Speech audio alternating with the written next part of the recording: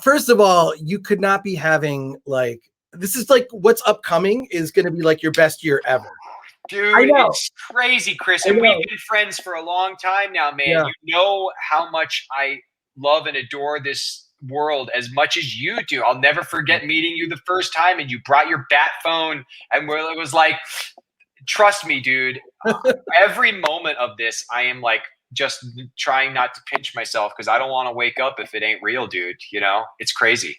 Well, I mean, these are the films that you're in, of course, the Suicide Squad, which is coming. I mean, I'm going to see it in a theater because I saw Godzilla versus Kong in the theater because it was just that experience. And I saw people, I mean, like, yeah, I watched it again on HBO Max, but yeah. But everybody who's watching, I mean, you have to see the Suicide Squad in the theater and go get your vaccination right now. It doesn't come out until August. You've got plenty of time right now. Right. Get vaccinated, be safe. And I swear, dude, after the hard last year and the last couple years that we've all endured and suffered through and survived, it feels like the world is starting to really wake up again, and it's starting to feel like it's time to not only celebrate and to move forward from what we've learned, but it's time to gather again. Like the idea of getting to be in a theater with people at whatever capacity, theaters are allowed to be filled in August, and hearing the gasps, the laughs, the tears that I know James Gunn is going to elicit with this movie, it's going to be such an incredible experience for us all. So please, everybody, you got to go see this. And then you can watch it again and again on your TV after, but you got to see it the first time in the theater. All right. Well, let's officially start this podcast. Start.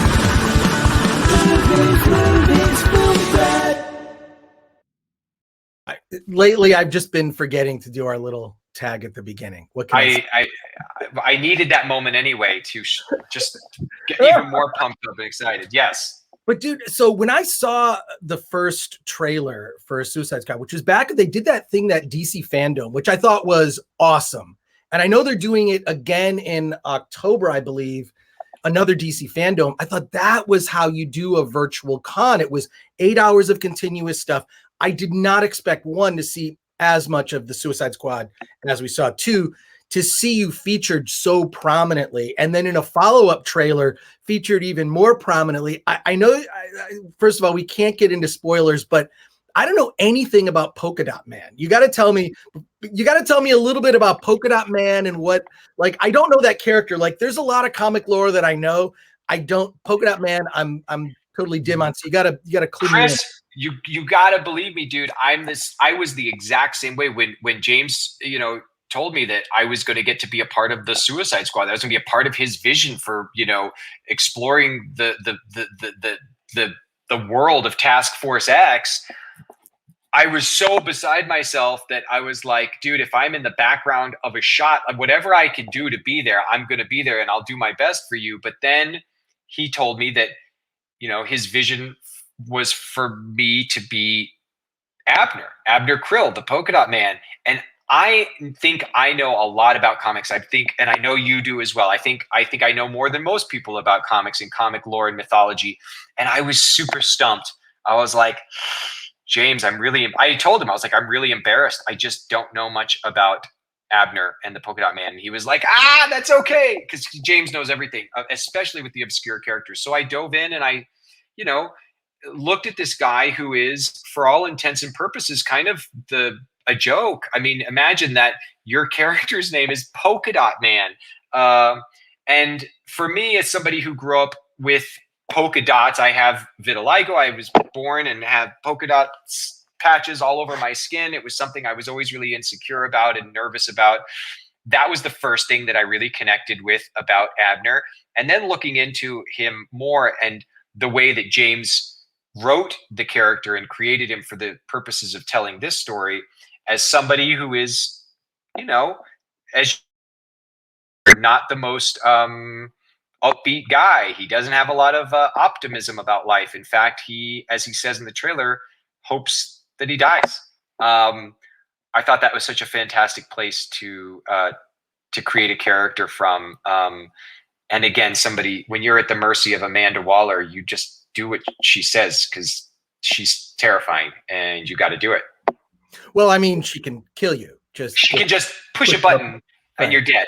Which is interesting though, because it seems like, as you can tell from the trailer, again, Polka-Dot Man is kind of like, whether we live or die, I kind of hope so. But also like just being amongst these really badass, cool villains, you know, I mean, it's Harley frickin' Quinn, dude, and it's Bloodsport, and it's Colonel Rick Flag, who's like no messing around, you know, armed to the teeth and can fight anybody. And then you've got King Shark and even Peacemaker, who looks a little ridiculous with his, you know, silver helmet, looks like an action figure from the 70s that kind of didn't make it all the way to the toy stores, was like the dollar store action figure. They're all pretty badass. And oh, dude, I can't wait. There's so many tangents I could go on right now. Like, I cannot wait for you to see Ratcatcher 2. I can't wait for you to see Savant. There's so many. They all look so rad. It's so rad. No, and the cast too. James Gunn has like a way of casting where it's like he's putting together the greatest dinner party ever of people that from vastly different backgrounds. It's like, let's bring in John Cena, Margot Robbie, Idris Elba, like yourself. I mean, his brother, Sean Gunn. I mean, like, it's incredible. It's like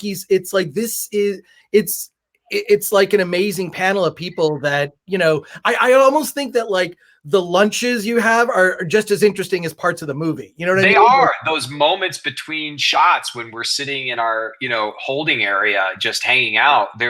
We laughed so hard on this movie. It is such a fun group of people with amazing personalities. But it is. James is a magnet. He's a hub. He's a conductor of great energy and great creativity, and being around him and the people who are drawn to him has been a great gift in my life. I mean, now we're very close friends, and it's like we're part of the same family, and he treats his creative collaborators that way, as you know. I mean, Sean, his brother, one of the most talented actors. I've known Sean since the theater days of my training in Chicago. And all the way down the line, from Steve Agee and every other person that happens to be in a lot of the Michael Rooker, the James Gunn kind of ensemble of actors.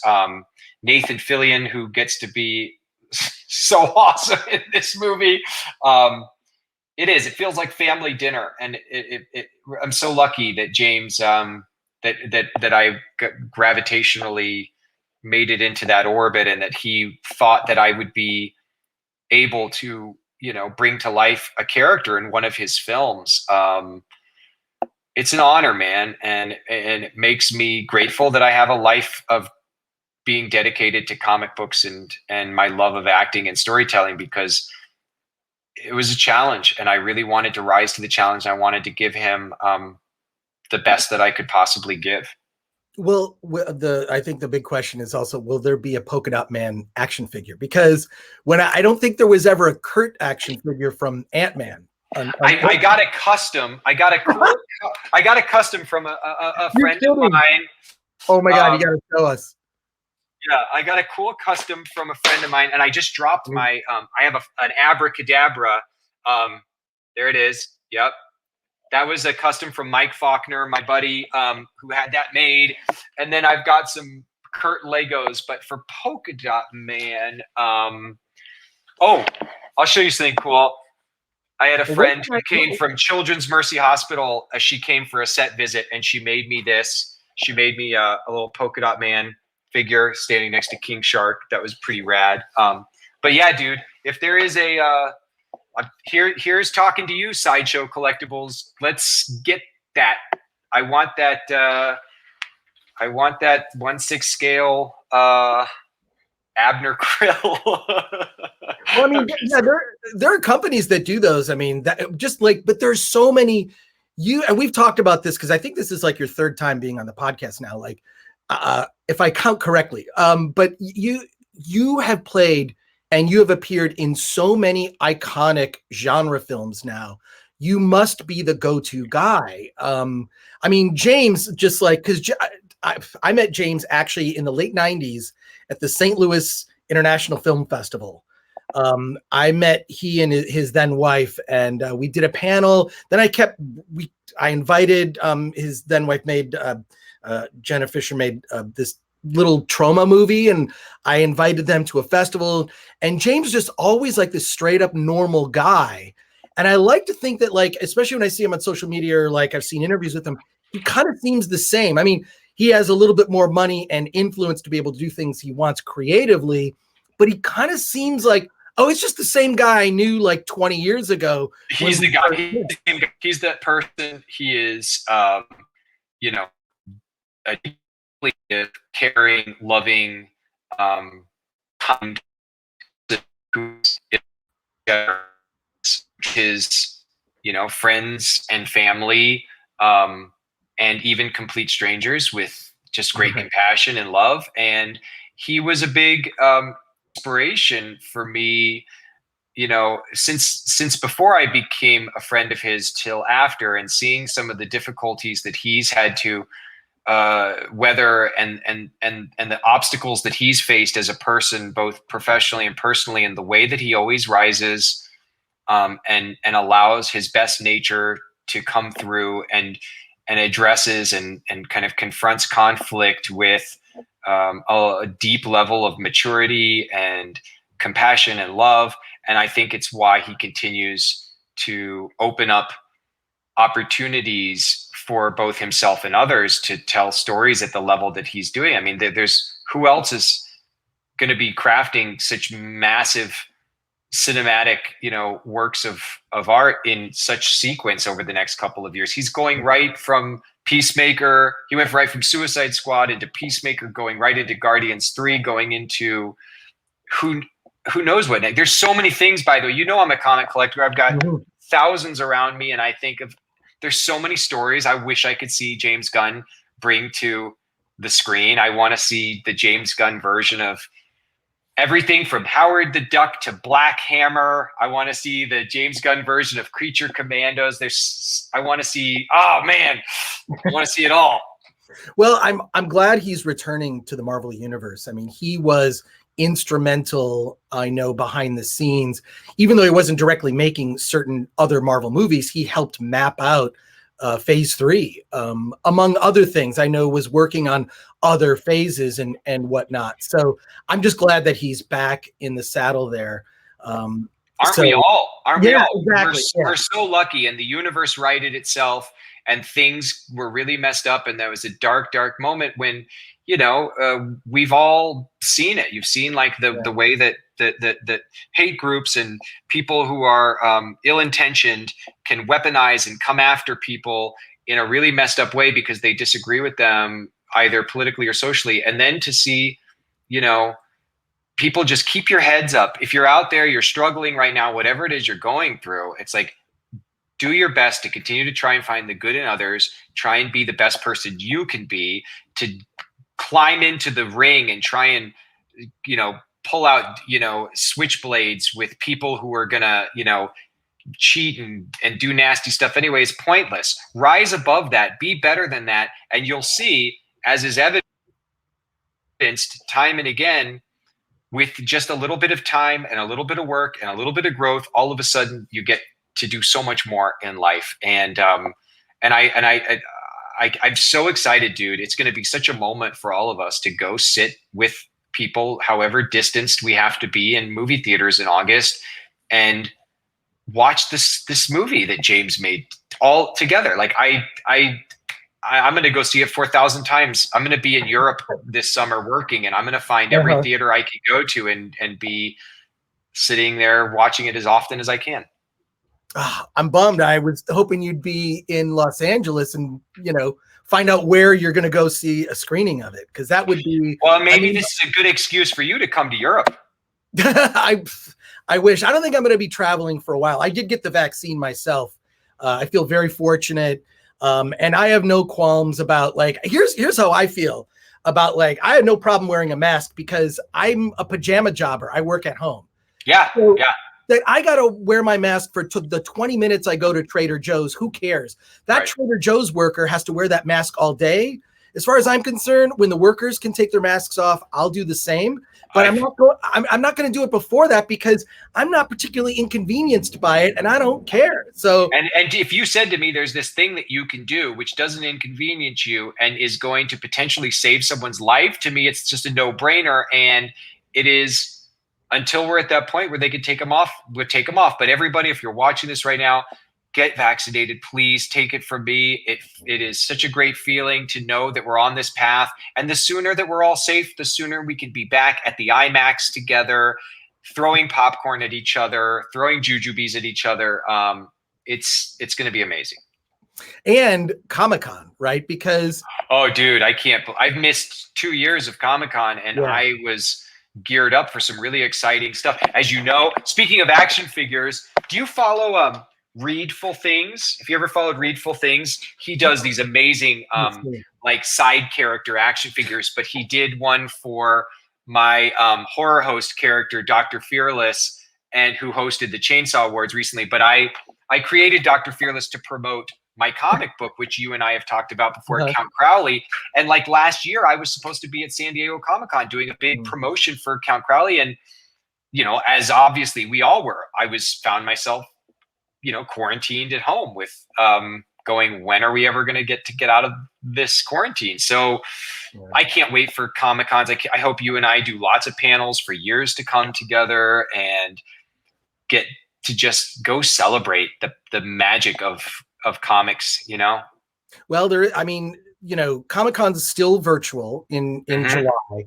Yep. I think it's the 23rd, July 23rd, it kicks off. I'm actually doing a couple of panels for Comic-Con, the virtual version, but it is coming back for a live in-person event in November, but it's the same weekend as Thanksgiving. And for a lot of people, you know, it's going to be their first Thanksgiving back with family after more than a year. So I'm really torn. I'm probably going to go down for a day. But I think we're going to get back. Like, I think when 2022 rolls next summer, me and you have a date. We will meet on the floor. We'll at the entrance to Hall H. We're going to give each other a big hug, and it's going to be magic. And we'll walk in and maybe get a seat for the Marvel panel, whatever that's going to be. Well, switching gears for a second, we need to talk a little bit about Dune. I know it opens in October. Is it October 1st, I believe? That's also one there's no way you can get me to watch that in front of a television. I am seeing it in IMAX. And what Denis Villeneuve, and I'm sure I mispronounced his name. That sounded about right. That sounded good. Yeah, Villeneuve. Denis Villeneuve. But I mean, this is your second film with him. You did Blade Runner 2049. Dune. Okay. Third. Oh, that's right. Okay. Third. That's right. Yes. Okay. So now, you have no idea. Like, Dune is that book changed my life. It's a twist on the traditional hero myth. There's so many layers to it. I've read it 5 times. Recently, the audio book version. I have had this Dune toy from the David Lynch 1984 Dune. So I have had this since the original Dune came out, right there. Let me see. What do I got? I've got the Dune trading cards since I was a kid. Oh my God. I have different versions of the book. I love this art. Obviously, is very special. I just got that one. That's the new edition. Yeah.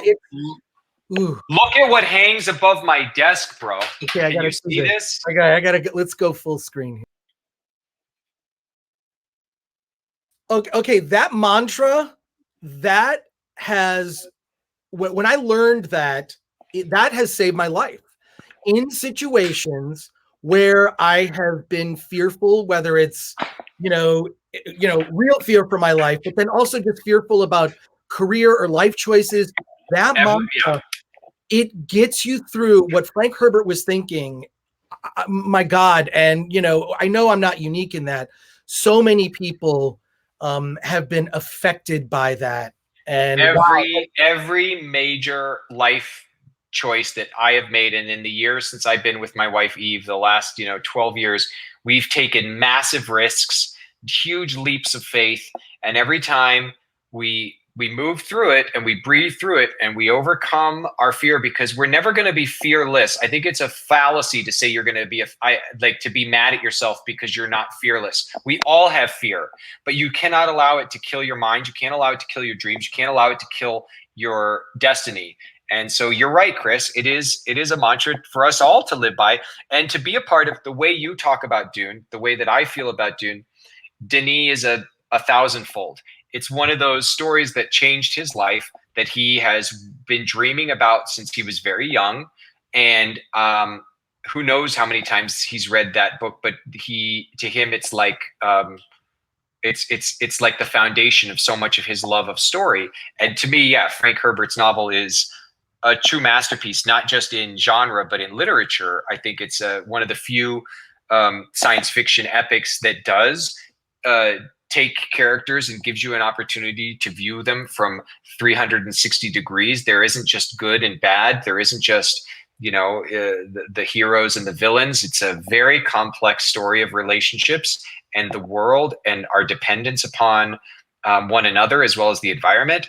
And for me to get to be a small part of that world, playing a character that I adore so much in both the novel and in previous, cinematic iterations, Piter de Vries, has been, it's a huge honor and another great challenge and a great undertaking for me. I can't wait for people to see it. I believe it's gonna change. I don't think anyone's going to have ever seen anything like it in their lives.